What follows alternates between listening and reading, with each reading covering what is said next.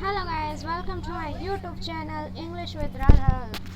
मैं राधा शर्मा। आज अपन बात करेंगे डायरेक्ट इनडायरेक्ट स्पीच की, कि डायरेक्ट स्पीच क्या होते हैं, इनडायरेक्ट स्पीच क्या होते हैं। इसमें अपन बात करेंगे कि डायरेक्ट स्पीचेस को किसे बोलते हैं, इनडायरेक्ट स्पीच किसे बोलते हैं, इनके रिगार्डिंग कुछ फॉलो पॉइंट्स पढ़ेंगे। फिर अपन ये पढ़ेंगे कि असर्टिव सेंटेंसेस को डायरेक्ट टू इनडायरेक्ट कैसे चेंज करते हैं, इंपेरेटिव को डायरेक्ट टू इनडायरेक्ट कैसे चेंज करते हैं, इंटेरोगेटिव को डायरेक्ट टू इनडायरेक्ट कैसे चेंज करते हैं, एक्सक्लेमेटरी को डायरेक्ट टू इनडायरेक्ट कैसे चेंज करते हैं। अपन ये सब पढ़ने वाले हैं, बट उससे पहले अपन एक सेकेंड अपना उससे पहले अपन देखते हैं कि डेफिनेशंस क्या है इसकी। तो सबसे पहले इसकी डेफिनेशन देखते हैं।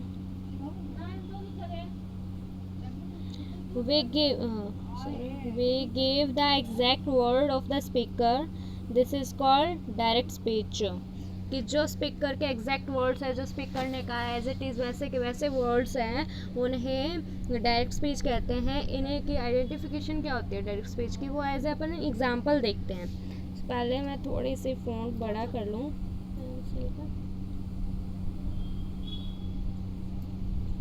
ठीक है, तो एक एग्जांपल देखते हैं कि Arun sad Rani is a clever girl. Arun sad Rani is a clever girl.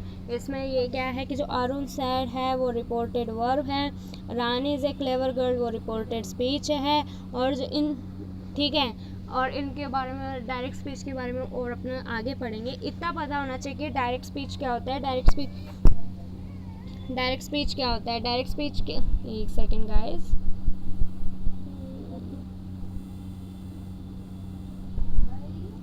हाँ, डायरेक्ट स्पीच क्या होते हैं, जो स्पीकर के एग्जैक्ट वर्ड्स हैं उन्हें लिखना, वो डायरेक्ट स्पीच में यहाँ लिखे जाते हैं। इनडायरेक्ट स्पीच के बारे में बात करते हैं अपन। इनडायरेक्ट स्पीच क्या है। we do not give the exact word of the speaker but give only the substance of what is said by the speaker, this is called indirect speech। Indirect speech के अंदर अपन speaker का exact words नहीं लिखते, but as a substance वो जो words है उसके substance को यूज़ करके, उन वर्ड्स के उनकी वर्ड्स का सब्सटेंस यूज़ करके अपन इनडायरेक्टली बात रखते हैं, वो इनडायरेक्ट स्पीच होते हैं। इनडायरेक्ट स्पीच की आइडेंटिफिकेशन क्या होती है कि Arun sad that Rani was a clever girl. Arun sad that Rani was a clever girl. क्या चेंज आया। चेंज यही आया कि जो कॉमास और इन्वर्टेड कॉमास थी यहाँ पे, वो चेंज हो गया डैट में, ठीक है, और जो इज था वो चेंज हो गया वॉज में। सिर्फ ये डिफरेंस आया है। अब अपन इनके पॉइंट्स पढ़ते हैं। अब अपन इनके पॉइंट्स पढ़ेंगे कि जो डायरेक्ट स्पीच के रिगार्डिंग और इनडायरेक्ट स्पीच के रिगार्डिंग कुछ पॉइंट्स हैं वो पढ़ेंगे। तो डायरेक्ट स्पीच के रिगार्डिंग कुछ पॉइंट्स है, पहले वो रीड करते हैं। वो क्या है। The actual words spoken by the speaker are put within inverted commas. Second point ये कहता है the first words of the reported speech begin with a capital letter. और थर्ड पॉइंट क्या कहता है, a comma is used after the reporting word is to separate it from the reported speech। ये क्या कहता है, ये कहता है कि जो डायरेक्ट स्पीच के कुछ पॉइंट्स ये बोलते हैं कि फर्स्ट पॉइंट तो ये बोलते हैं कि जो एक्चुअल वर्ड्स स्पोकन किए गए हैं स्पीकर के द्वारा, वो इन्वर्टेड कॉमास में रखे जाएंगे। और दूसरी बात, जो रिपोर्टेड स्पीच है वो बिगिन होगी कैपिटल लेटर से, और जो कॉमा है वो हमेशा यूज़ होगी रिपोर्टेड वर्ब के लिए। क्यों यूज़ होगी, क्योंकि रिपोर्टेड वर्ब को रिपोर्टेड स्पीच से सेपरेट रखने के लिए। मैंने एक चीज़ नहीं बताई है ऊपर आपको, वो चीज़ क्लियर कर देती हूँ पहले। वही है कि अरुण सैड और रानी इज ए क्लेवर गर्ल, इन दोनों में डिफरेंस क्या है। इनमें से रिपोर्टेड वर्ब है, अरुण सैड रिपोर्टेड वर्ब है, रानी वॉज ए क्लेवर गर्ल है रिपोर्टेड स्पीच। क्यों, ये जो सैड है वो वर्ब है और ये एक तो स्पीच है, तो इसे स्पीच बोला गया। ठीक है, आगे बात करते हैं। तो अब करेंगे the following points about the indirect speech. Indirect speech के रिगार्डिंग फॉलोइंग पॉइंट्स हैं। अब इनडायरेक्ट स्पीच के कुछ पॉइंट्स हैं वो बात करेंगे। तो क्या कि the reported speech is not placed within inverted comma. दूसरी क्या है, no commas is used after the reported verb. Third, the reported speech is introduced by the conjunction that. कहने का मतलब ये इनडायरेक्ट स्पीच के कुछ पॉइंट्स ये बोलते हैं कि जो रिपोर्टेड स्पीच है वो इन्वर्टेड कॉमास के अंदर नहीं रखे जाते हैं और कॉमास यूज़ नहीं होती रिपोर्टेड वर्ब के बाद, और जो रिपोर्टेड स्पीच है वो इंट्रोड्यूस होता है कंजक्शन से। जो कंजक्शन कौन सा यूज़ होगा यहाँ, डैट। इनडायरेक्ट स्पीच और डायरेक्ट स्पीच में अपने को कंपैरिजन मिलता है कि कंपैरिजन ये मिलता है अपने को, कंपैरिजन ये मिलता है जी कि जो इनडायरेक्ट स्पीच में तो क्या होता है कि जो एक्चुअल वर्ड्स होते हैं स्पोकन के वो इन्वर्टेड कॉमास में रखे जाते हैं, और इनडायरेक्ट स्पीच में रिपोर्टेड स्पीच इन्वर्टेड कॉमास में नहीं रखी जाती। डायरेक्ट स्पीच में कॉमास यूज़ होती है, कॉमा यूज़ होती हैं, लेकिन इनडायरेक्ट स्पीच में कॉमा यूज़ नहीं होती। डायरेक्ट स्पीच में जो रिपोर्टेड स्पीच है वो कैपिटल लेटर से इंट्रोड्यूस होता है, बट इनडायरेक्ट में ये ज़रूरी नहीं है। और जो इनडायरेक्ट एक और एक्स्ट्रा डिफरेंस ये है कि इनडायरेक्ट जो स्पीच है उसमें जो रिपोर्टेड स्पीच है वो इंट्रोड्यूस होती है कंजक्शन वर्ड से, जो क्या है, डैट। ठीक है, इतनी बात समझ आई। अब अपन चलते हैं नेक्स्ट पेज पे कि नेक्स्ट पेज क्या कहता है। नेक्स्ट पेज क्या कहता है वो देखते हैं। अब अपन बात करेंगे रिपोर्टिंग असर्टिव सेंटेंसेस की, रिपोर्टिंग की बात करेंगे कि असर्टिव सेंटेंसेस की रिपोर्टिंग कैसे होती है। मैंने ये भी स्टार्टिंग में बोला था कि अपन ये देखेंगे कि जो इन असर्टिव सेंटेंसेस को डायरेक्ट टू इनडायरेक्ट कैसे चेंज करेंगे, तो अपने ये चीज़ अब स्टार्ट होती हैं। जो असर्टिव सेंटेंसेस की रिपोर्टिंग करने के लिए इसके में अंदर भी कुछ पॉइंट्स हैं और उन पॉइंट्स के भी सब पॉइंट्स होंगे, तो अपन सब चीज़ अच्छे से क्लियर करेंगे क्योंकि अपने को डायरेक्ट इनडायरेक्ट अच्छे से सीखने हैं। और ये इतने टफ भी नहीं है कि अपन कर नहीं सकते, अपन ऑब्वियसली कर सकते हैं इनडायरेक्ट और डायरेक्ट स्पीचेस को। तो अपन पेन का कलर चेंज कर लेते हैं, ठीक है, और अब चलते हैं।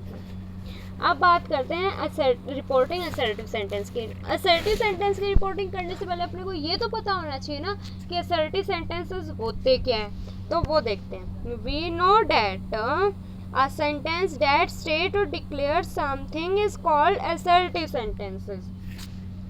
assertive sentences क्या होते हैं कि वो सेंटेंस जो किसी चीज़ को सिंपली डिक्लेयर करते हैं वो assertive sentences होते हैं। ठीक है, अब अपन इनके कुछ पॉइंट्स है वो पढ़ेंगे। तो इसके अंदर जो फर्स्ट पॉइंट है वो क्या है, the removal of inverted comma. तो इन्वर्टेड कॉमा का रिमूवल, तो जो इन्वर्टेड कॉमा है वो रिमूव कर दी जाती है और रिप्लेस्ड की जाती है सुटेबल कंजक्शन से, जो क्या है, डैट। यही इसको में यही लिखा गया है जो मैंने आपको इंग्लिश रीड करे बिना ही पढ़ा दिया है, बता दिया है, हिंदी मीनिंग बता दी है इसका डायरेक्ट। ठीक है, अब अपन बात करते हैं चेंज इन प्रोनाउन और पर्सन्स। चेंज इन प्रोनाउन और पर्सन के भी सब टाइप्स हैं, तो अपन उन्हें इस तरीके से नहीं कि अलग हर टाइप को अलग अलग पढ़े, हर टाइप को, तीनों टाइप को अपन साथ में लेके चलते। तो फर्स्ट इसका पार्ट क्या बोलता है, जो first person change according to subject. Second बात ये बोलता है कि second person change according to object. और थर्ड पॉइंट ये बोलता है कि थर्ड पर्सन नो चेंज। अब इस चीज़ को क्लियर करते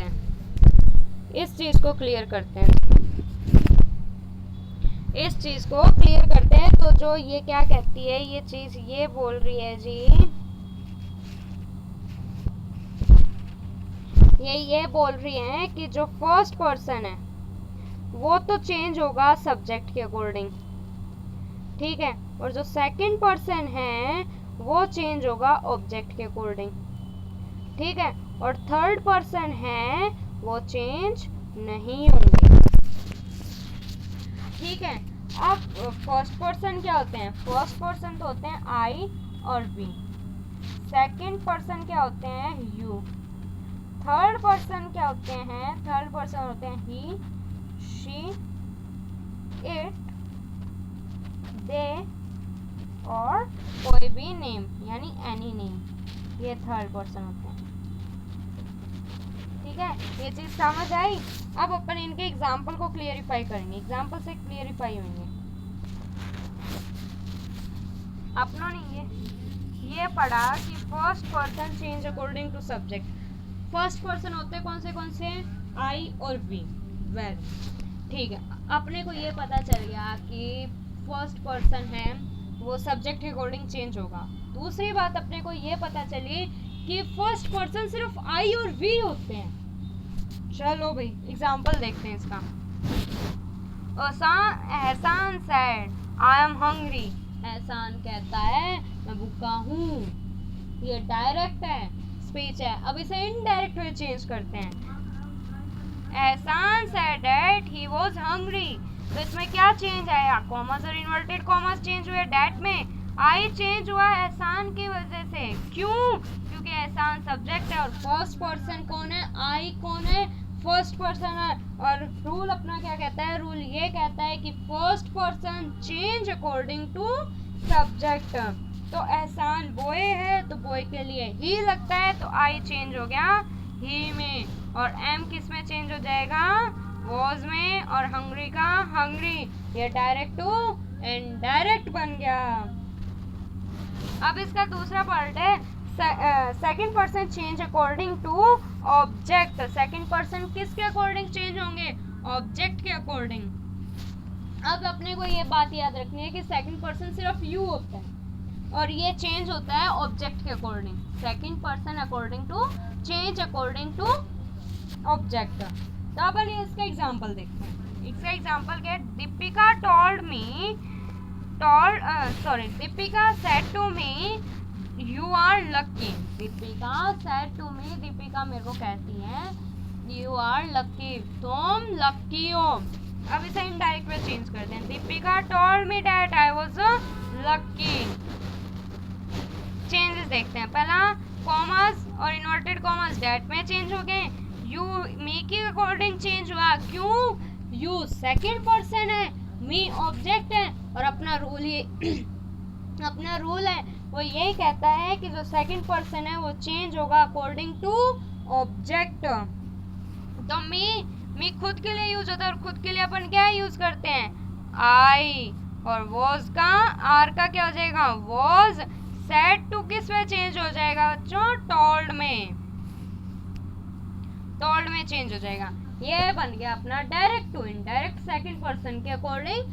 सेकंड पर्सन किसके अकॉर्डिंग चेंज होता है? ऑब्जेक्ट के अकॉर्डिंग। अब अपन बात करते हैं थर्ड पर्सन की। थर्ड पर्सन क्या कहता है? तो थर्ड पर्सन का एग्जांपल देखते हैं। तो थर्ड पर्सन का एग्जांपल देखने से पहले अपने को दो बातें पता होनी चाहिए कि थर्ड पर्सन चेंज नहीं होता है और थर्ड पर्सन होते कौन से? ही, शी, इट, दे और कोई भी नहीं। अब देखते हैं example.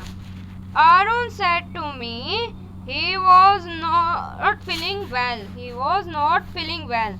Arun said to me he is not feeling well. Arun मेरे को बोलता है कि वो feeling well नहीं है, वो अच्छा फील नहीं कर रहा। ये इनडायरेक्ट, डायरेक्ट में है, इसे इनडायरेक्ट में चेंज करते हैं।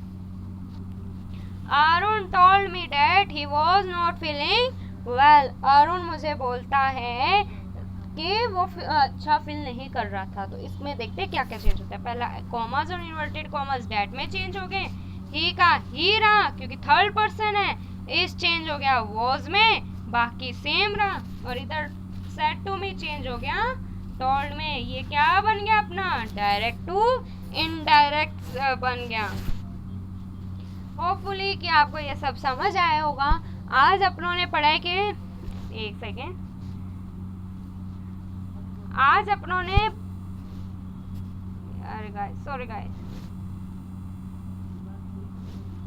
आज अपनों ने पढ़ा कि डायरेक्ट स्पीच